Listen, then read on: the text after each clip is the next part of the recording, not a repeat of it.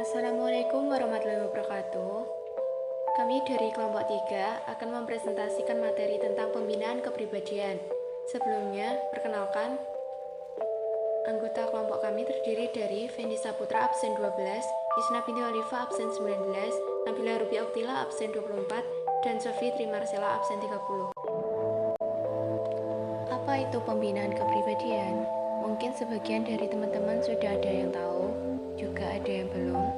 Menurut kelompok kami, pembinaan kepribadian sendiri merupakan pembinaan yang penting untuk merubah watak dan mental agar menjadi pribadi yang lebih baik lagi daripada sebelumnya. Kepribadian seseorang selalu berkembang sejalan dengan berbagai pengaruh yang diperoleh melalui proses sosialisasi dan interaksi dengan orang lain. Selanjutnya, perubahan sikap. Perubahan sikap merupakan peralihan atau pergeseran kecenderungan untuk bertingkah laku terhadap suatu objek karena adanya suatu perubahan dari lingkungannya. Hal yang mempengaruhi kepribadian manusia. Yang pertama, ada kebiasaan dan tingkah laku. Kebiasaan adalah perbuatan manusia yang tetap dilakukan berulang-ulang dalam hal yang sama. Tingkah laku adalah segala sesuatu yang dikatakan atau dilakukan oleh seseorang berupa tindakan yang bisa diukur, diperhatikan, dan dinilai. Merupakan sembarang perbuatan yang dilakukan secara sadar maupun tidak. Jadi, keduanya sangat berkaitan, yaitu tingkah laku manusia yang dilakukan secara berulang-ulang akan jadi kebiasaan. Yang kedua, ada kemampuan berbicara. Kemampuan untuk menyampaikan pesan lisan secara efektif sebagai bentuk komunikasi kepada orang lain. Berbicara dapat diartikan sebagai suatu penyampaian maksud, ide, pikiran, dan isi hati seseorang kepada orang lain dengan menggunakan bahasa lisan sehingga maksud tersebut dapat dipahami oleh orang lain. Selanjutnya yaitu kesehatan. Ada kaitan antara faktor-faktor kepribadian dengan kesehatan. Kadang, kepribadian merupakan akibat dari suatu penyakit. Misalnya, seseorang yang berkepribadian malas selalu menunda pekerjaan sehingga akhirnya harus selalu begadang. Akibatnya, tubuh yang kelelahan dan tidak siap beraktivitas di pagi hari akan mudah diserang penyakit.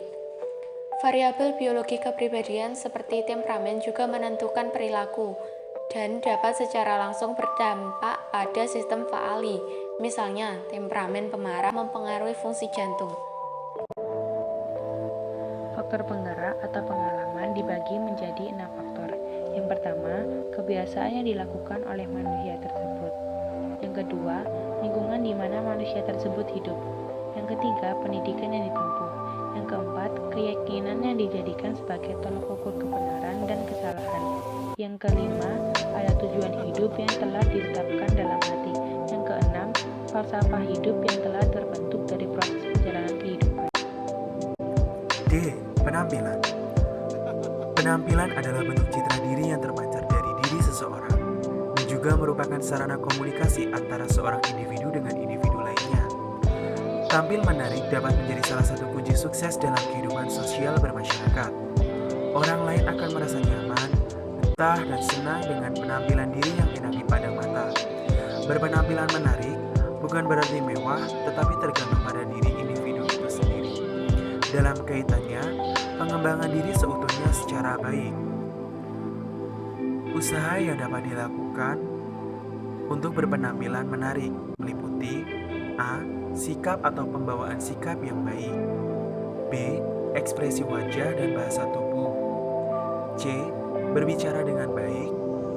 D. Kesehatan. E. Kebersihan dan kerapian. F. Tata rambut dan tata rias. G. Tata busana. E. Usaha membina kepribadian. Belajar sepanjang hayat. Belajar sepanjang hayat adalah suatu konsep, ide, gagasan pokok yang berlangsung dalam diri individu. Dalam konsep ini, belajar tidak hanya berlangsung di lembaga-lembaga pendidikan formal. Pembelajaran sepanjang hayat meliputi pola informal dan pola informal. Ditekankan pula bahwa belajar dalam arti sebenarnya adalah sesuatu yang berlangsung sepanjang kehidupan seseorang.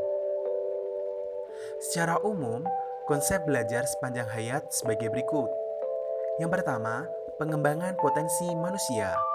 Dan yang kedua, terus-menerus. Dan yang ketiga, proses. Dan yang keempat, menstimulasi. Dan yang kelima, memberdayakan. Dan yang keenam, individu-individu. Dan yang ketujuh, pengetahuan. Dan yang kedelapan, nilai. Kesembilan, kecakapan.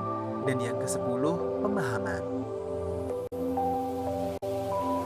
Baik, di sini saya akan menjelaskan mengenai teknik kepribadian. Salah satu trik meraih keinginan yang kita idamkan adalah membentuk diri menjadi pribadi yang efektif dan efisien.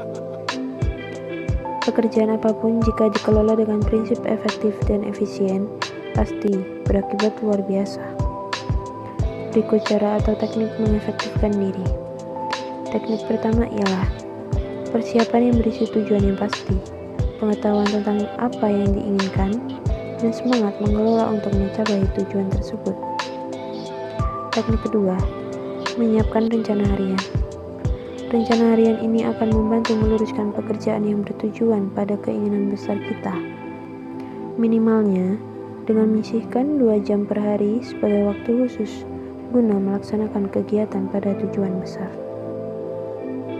Teknik ketiga, menerapkan prinsip 80/20 atau prinsip Pareto, yaitu kaidah bahwa 20% dari kegiatan yang dikerjakan akan menentukan 80% dari hasil yang diperoleh. Sebenarnya, konsep ini berjalan lurus dengan kegiatan perekonomian. 20% selalu berisi tentang pekerjaan yang paling berarti. Orang-orang produktif dan efisien mendisiplinkan diri mereka untuk memulai dengan tugas terpenting. Teknik keempat, kerjakan satu demi satu. Sedikit demi sedikit, lama-lama akan menjadi bukit. Begitu kata peribahasa kuno. Sama halnya dengan puncak keinginan besar kita. Keinginan besar kita dapat dicapai dengan melangkahi tangga satu ke tangga lainnya. Pernyataan ini sangat mujarab untuk menghilangkan atau mengatasi penundaan. Yang terakhir yaitu teknik kelima, memaksimalkan kekuatan pribadi. Segala bahan baku kinerja dan produktivitas kekuatan fisik, mental, dan emosional sudah tersedia dalam pribadi manusia. Artinya, mereka hanya harus membangun kepribadian manusia yang luar biasa itu. Walau demikian, jangan sampai bekerja berlebihan. Bekerjalah sesuai kemampuan dan tidurlah dengan cukup.